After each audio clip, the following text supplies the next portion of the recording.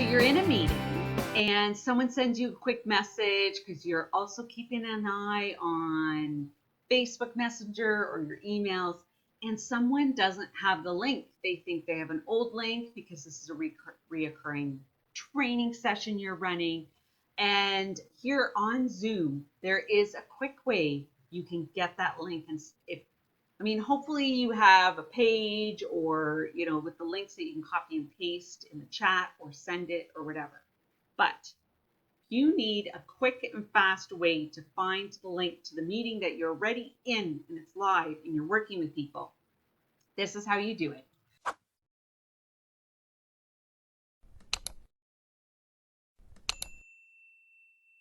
My name is Patricia with Regier Educational Services. Thanks for joining me.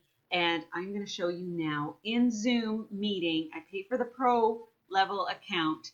This is how you find that link. You go over here to participants, and then this little arrow here on the bottom, you click that, and then you click invite. And then what you do is you go right down to here and you click copy invite link. Now, if you need the phone numbers, that would be the copy invitation. But right now I'm going to, and you have other options here too, like email or whatnot.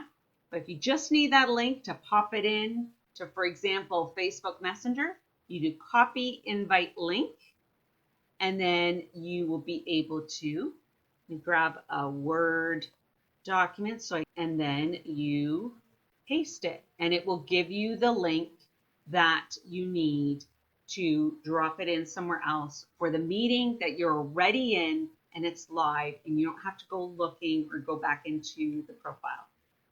So I hope this very quick tip here in Zoom is helpful for you. Hope you have a light bulb learning moment today and that you're able to facilitate those for your audience so that they become participants. Have a fantastic week, and until next week, be safe and well.